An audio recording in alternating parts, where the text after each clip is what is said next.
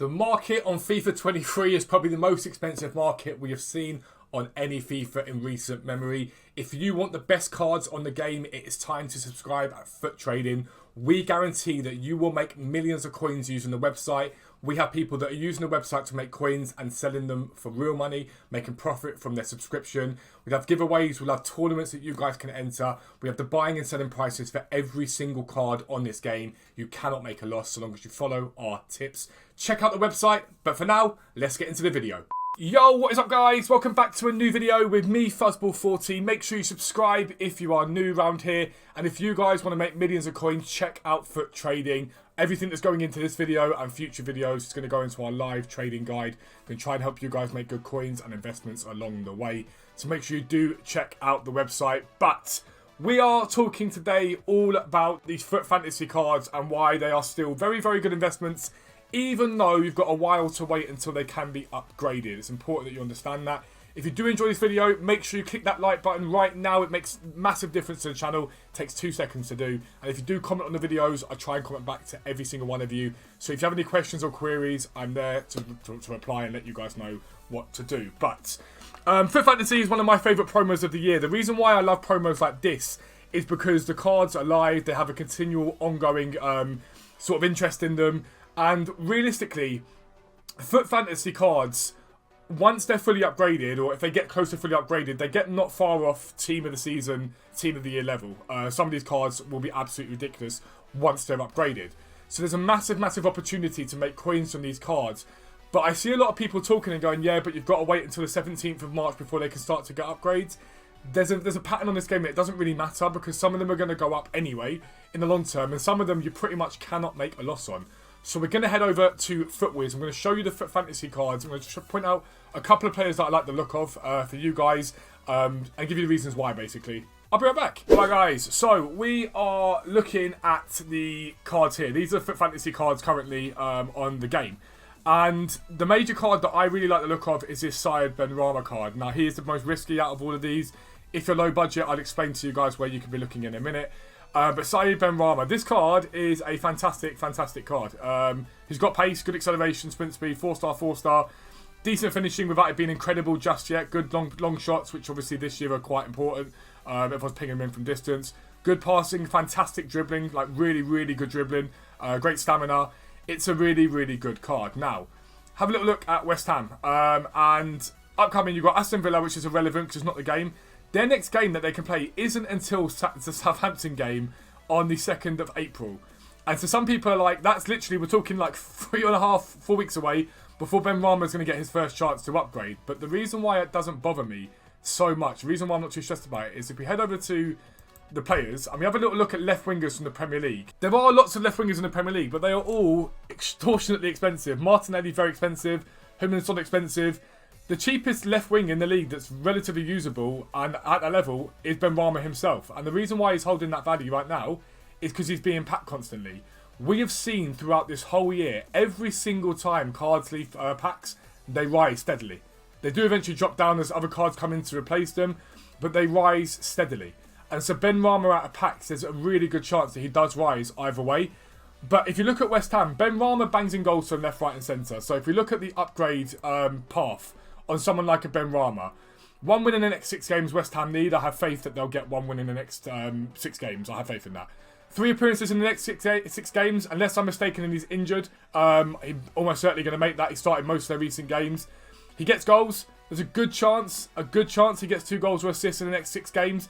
So there's a really, really, really good amount of potential for Benrahma to rise. And now, the reason why I like the look of these sort of things is if we just type in cheapest player by rating FUTWiz and we have a little look at this. Benrahma at the moment is 65k and he is an 89 rated card, okay? If we look at 90 rated cards on this game, they are up at about 55k, okay? So your risk isn't massive. 91 rated cards, again, in and around that sort of 60 to 68k depending on the card. So at bare minimum, he's probably going to end up at that fodder price no matter what happens. There isn't really any risk involved in him. And I just like the look of that card. I think it's very, very good. The problem that you've got with him, like I say, is if you're going to buy him, it's going to be a longer hold because West Ham's games don't come too soon. So if you're looking for a quicker return on investment, who can you look at? And the one that I'm surprised is so cheap anyway, is this Fernando card. This Fernando card is, you can get him at 50, 52, 53 realistically. It's a fantastic card. He can play centre-back. He's got decent pace for a centre-back or midfielder. Fantastic defensive stats, fantastic physicals. Can pass, decent dribbling on him. As a centre-back, he'd still be very, very good. And as you can see, he's in and around the lows that he's been at. I always say sort of Saturday, Sunday's their low point. Now, the reason why he's held low is because he's been sent off recently for Sevilla.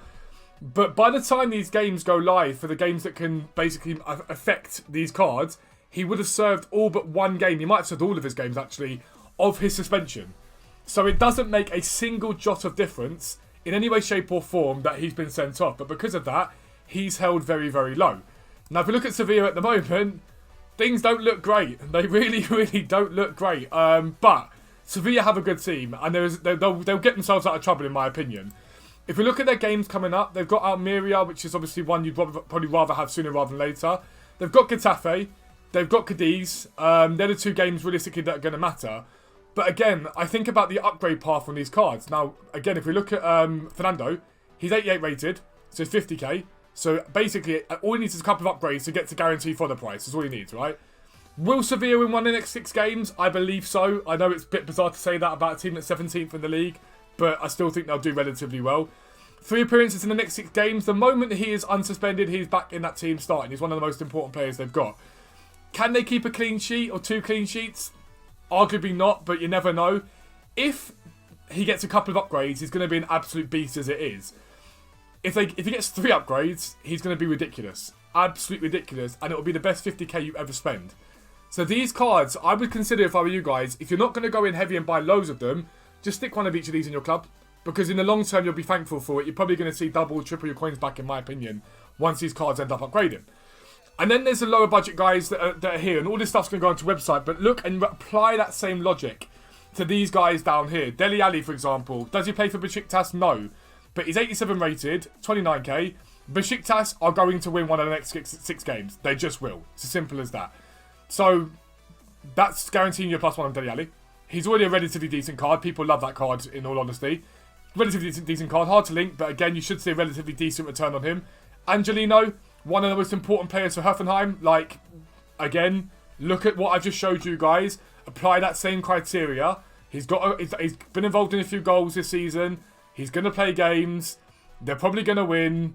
Again, there's not really that much risk involved in someone like an Angelino and Dye, Trimmel. Just keep an eye on these cards because there's a lot of scope to make profit from these cards in the long term. Do you go out now and buy loads of them? No, not yet. If you're not sure, buy 1 or 2 and leave them in your club or leave them on your transfer pile. But the big thing about this stuff is things tend to rise out of packs either way. While they're in packs, they're being constantly supplied, which means that market price is held down by supply constantly coming onto the market. Once that supply ends, there are no more of those cards in the game until later on when they release everything into packs. There's no more of those cards in the game. So therefore, they're going to go up in value because you're going to need to. You might want to link Angelino across to the Liga Santander. I don't know how else you want to link things up. Trimmels, again, link him across to another league. These cards are very, very decent. The only ones that I would avoid, Kamal Miller. There's not going to be that much demand for him, although it is a very good card. It is a very, very good card for a centre-back. Got a lot of pace. This Lorient is a good card, but again, it needs a decent amount of upgrades to be really, really massively usable. But someone like Ndiaye, for example, 94 pace. If Mallorca get a couple of upgrades on him, he's going to be a beast at the bench, and people are going to want that card. 19k for him isn't really risky at all. That's what you should be doing with the fantasy foot cards, in my opinion. The 2 major ones, Benrahma and Fernando, they're the ones I think will do best out of this. If you're new around here, make sure you subscribe down below. Make sure notifications are turned on so you never miss an upload. But for now, I'm out. Peace out. I'll speak to you soon.